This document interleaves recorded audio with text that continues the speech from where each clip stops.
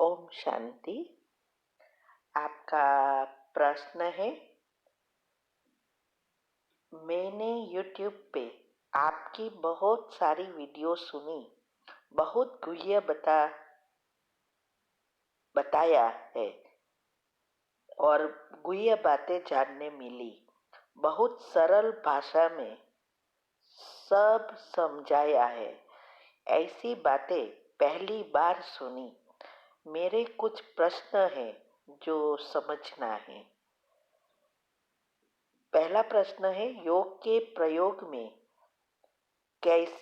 प्रयोग कैसे करें, कैसे सफलता मिले। दूसरा प्रश्न है, हमें कैसे पता चले कि पुराने हिसाब पूरे हो गए और सफलता मिलेगी या नहीं। तीसरा, सब कहते हैं कि कैसे 21 दिन मेडिटेशन करो, तो कब तक हमें योग करना चाहिए, क्या 21 दिन में मिल जाती है। चौथा है, क्या इसमें कर्म चुकतू होते हैं। पांचवा है, अगर कोई ज्योतिष या तांत्रिक विद्या करता है तो वो भी हमारे कर्म ही होते हैं या नए बनते हैं।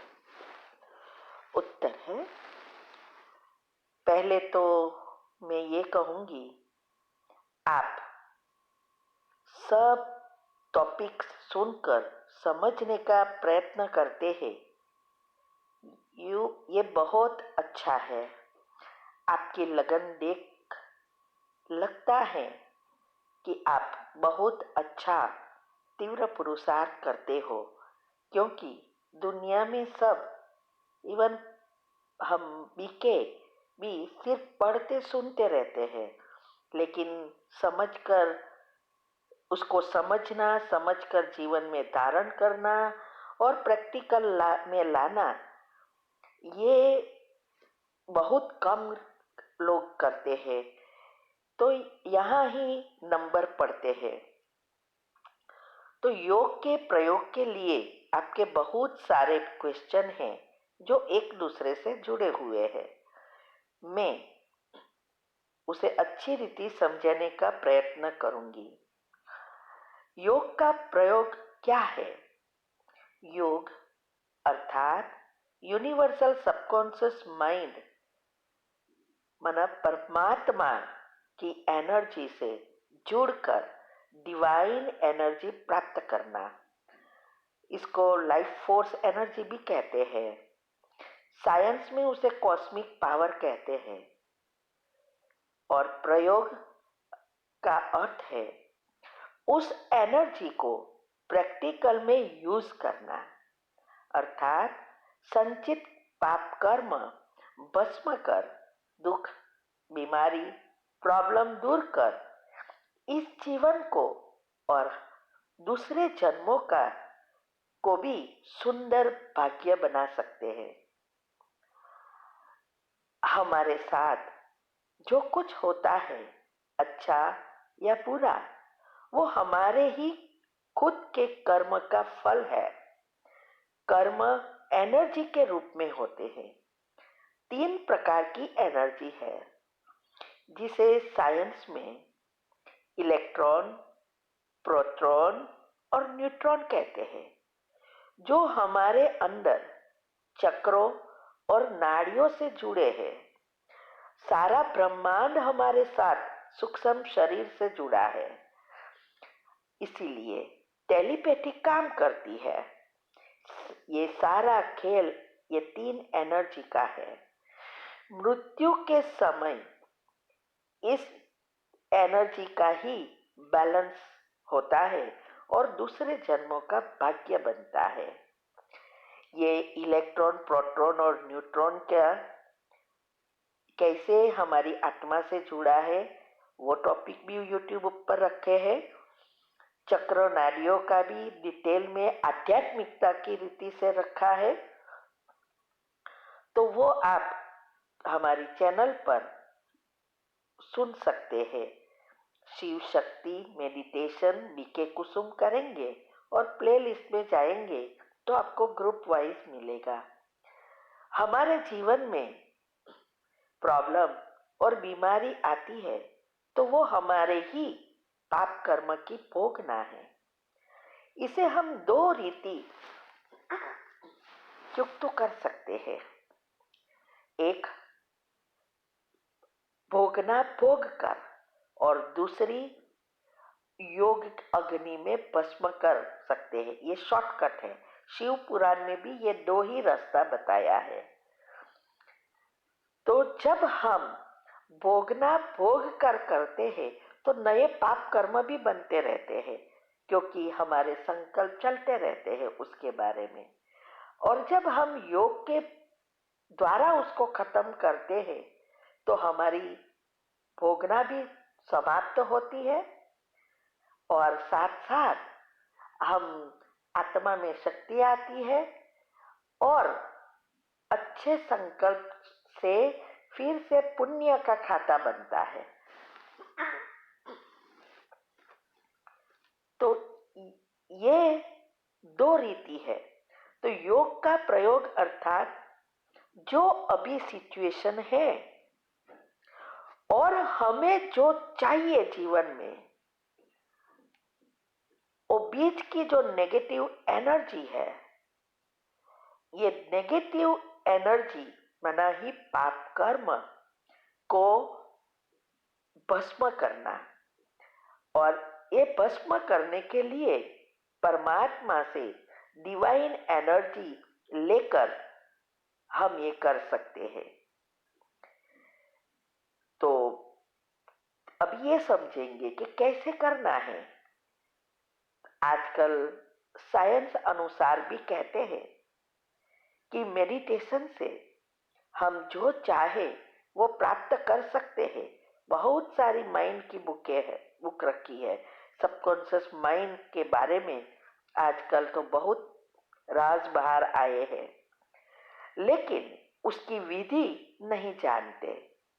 परमात्मा ने आके बताया कि कैसे उनसे शक्ति लेकर पाप कर्म खत्म कर सकते हैं। अगर किसी व्यक्ति के साथ हिसाब किताब आया है तो सबसे इजी है मन से उसको क्षमा करना। माना परमात्मा से एनर्जी लेकर हमें उसको, उस आत्मा को प्रवाहित करना है। ये क्षमा याचना की कमेंट्री सबसे इजी और श्रेष्ठ अच्छी रीति हमने YouTube पर रखी है। उसमें ग्रहों की दशा, देवियों की दशा,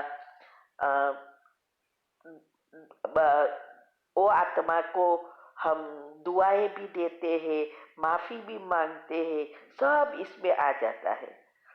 और इस 10 दुआएं जो देते हैं और ये क्षमा करते हैं, इससे हमारे हिसाब किताब जल्दी चुकतू होते हैं और पुण्य का खाता बढ़ता है।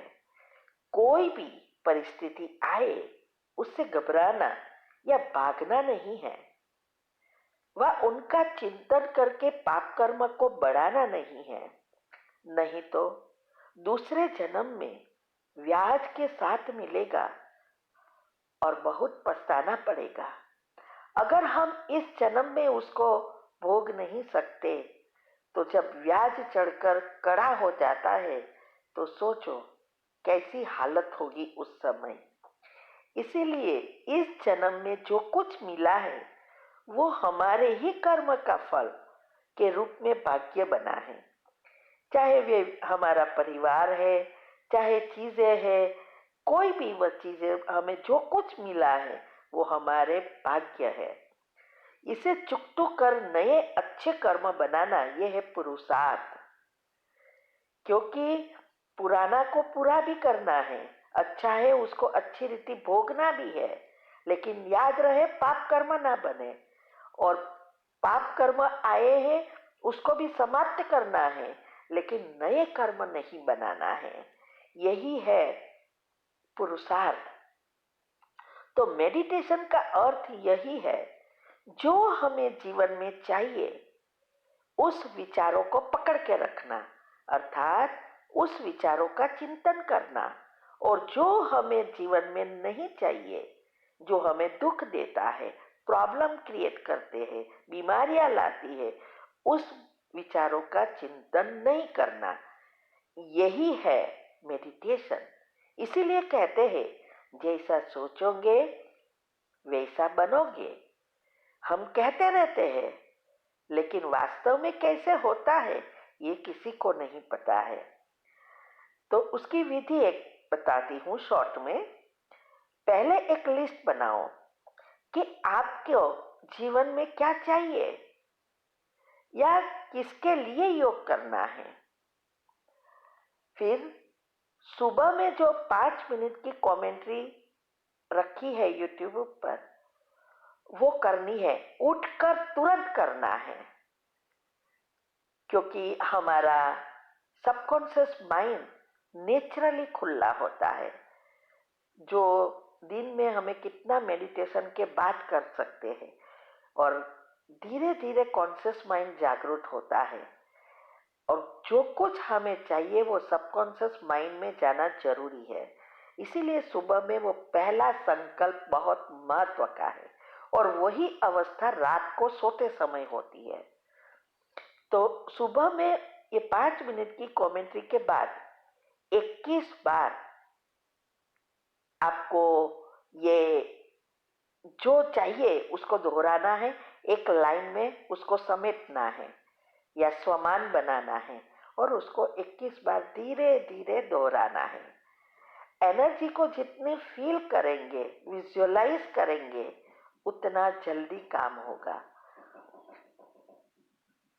फिर पावरफुल योग के बाद क्षमा की कमेंट्री करनी है, जो हमने रखी है यूट्यूब पर वो। फिर अंत में आपने जो लिस्ट बनाया है या जो चीज का आप योग का प्रयोग कर रहे हो, उसको हमें धीरे धीरे दोहराना है। हो गया है, ऐसा करना है। जितनी पॉजिटिविटी होगी उतनी जल्दी सफलता मिलेगी। तो 21 दिन योग क्यों करना है और सफलता प्राप्त किसे होती है? 21 दिन योग एक ही जगह एक ही समय पर करना है। ये इसीलिए कहते हैं कि हमारा सबकॉन्शियस माइंड को गोल सेट करने में 21 दिन लगता है, और एक ही समय और एक ही जगह, इसीलिए कि हमारी जो ये सृष्टि है वो 24 घंटे के बाद उसी जगह पर आएगी। तो कल जो हमने सोचा है वही आज सोचेंगे, तो वो घटता होता जाएगा, ठीक होती जाएगी, और वो जल्दी जल्दी सफलता प्राप्त होती है। इसीलिए योग का प्रयोग एक ही जगह एक ही समय पर बैठने से करने से जल्दी सफलता मिलती है। अगर उस व्यक्ति के साथ जो पेपर आया उससे संचित कर्म बहुत नहीं है, तो 21 दिन पहले ही सफलता मिलेगी। इसमें बहुत सारी चीजें शामिल है सफलता में। संकल्पों पे कंट्रोल कितना है, सबकॉन्शियस माइंड के नियम जो साइंस अनुसार है वो कितने फॉलो करते हैं, योग में नियमितता कितनी है, सामने वाली व्यक्ति एनर्जी कितनी रिसीव करती है, वह फुल नेगेटिव है, घर का वातावरण कैसा है, ऐसे बहुत सारी चीजें जुड़ी है। यूट्यूब पर डिटेल में ये सब कुछ हमने बताया है कि कैसे हमारे कर्म और ये सब बातें एक दूसरे से जुड़ी है। तो जैसे घर में टीवी चैनल क्लियर तब आती है जब रिसीवर अच्छा हो, एरियल सेट होता है, रिमोट अच्छी रीति काम करता है, बाहर का वातावरण वेदर अच्छा है, तभी ये क्लियर पिक्चर आएगा। ऐसे ही ये एनर्जी फ्लो करने में भी सब सफलता का आधार ये सब चीजें हैं। उसके अलावा कितने उस आत्मा के साथ नेगेटिव एनर्जी के रूप में संचित कर्म है। जमीन, वस्तु, व्यक्ति, प्रकृति, सबके साथ हमारे हिसाब किताब होते हैं, और इस अनुसार हमें सफलता मिलती है। लेकिन हमें तब तक करते रहना है जब तक वो उसमें सफलता ना मिले, और पूरा विश्वास से, पूरे श्रद्धा से और पॉजिटिव रखकर करते रहना है। और जब वो जगह वो चीज करते हुए भी नहीं होता, जैसे नौकरी के लिए कर रहे हैं और वो नौकरी की पोस्ट फिल हो गई, तो फिर उसको उस जगह से छोड़ करना है और दूसरा जगह का लिए करना है। ऐसे तो आपने पूछा कि इस एनर्जी से संचित कर्म भस्म होते हैं या भगवान माफ कर देते हैं।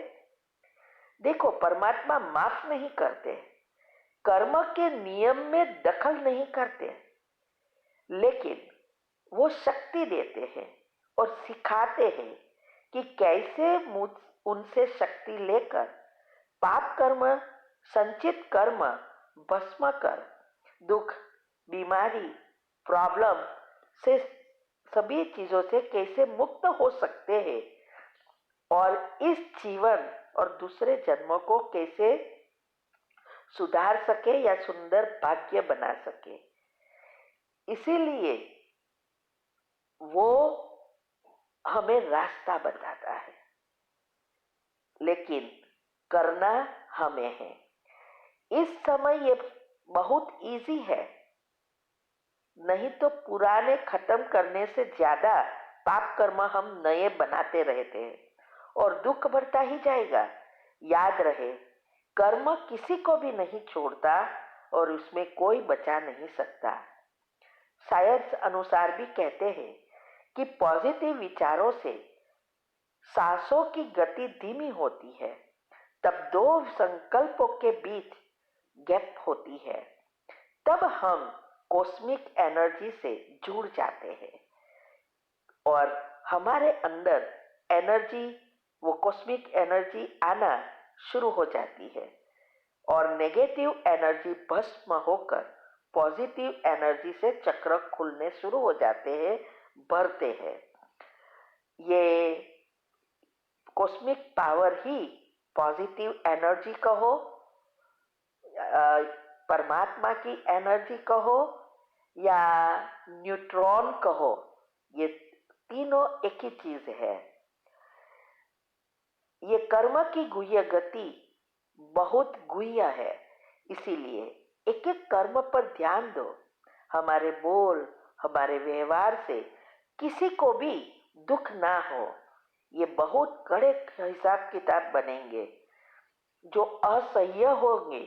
ऐसे नहीं सोचो अभी तो विनाश होना है, लेकिन विनाश के पहले आपको सूक्ष्म शरीर में या भोगना भोग कर आपको ये हिसाब किताब चुकता करना ही पड़ेगा।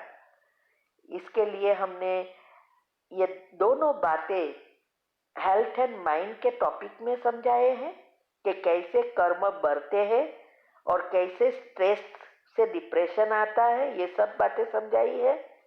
और ये विनाश के समय कैसे हम भोगना भोगेंगे, ये श्री कृष्ण का जन्म और विनाश इस वीडियो में बहुत अच्छी रीति समझाया है, वो आप चाहो तो सुन सकते हैं। फिर आपने पूछा कि ज्योतिष विद्या और तांत्रिक विद्या में भी हमारे साथ कोई कर्म होते व नया बनते हैं। तो जो आत्मा ये करा रही है उनके साथ हमारे कर्म होता है, लेकिन हिसाब किताब चुकता करने का जो तरीका है नए दुख देने का, वो खराब है। इसीलिए वो नए कर्म, कड़े कर्म बनते हैं। और जो ये विधि करके किसी आत्मा को दुखी करते हैं पैसा कमाने के लिए, माना ये ज्योतिष, तांत्रिक वगैरह, उनका तो बहुत कड़े से कड़े कर्म बनते हैं जो उनको भोगना ही पड़ेगा। हमें सभी आत्माओं को माफ कर शुभ विचारों से हिसाब किताब चुकता करना है। हर एक के कर्म अपने अपने हैं। जब तक हम उस बातों का चिंतन कर फीलिंग में नहीं लाएंगे तो हमें कोई कर्म हमारा नहीं बनेगा। लेकिन न काम के भी हम चिंतन करते रहेंगे तो वो नए कर्म न चाहते हुए भी बनते रहेंगे। इसीलिए ये एनर्जी का खेल है।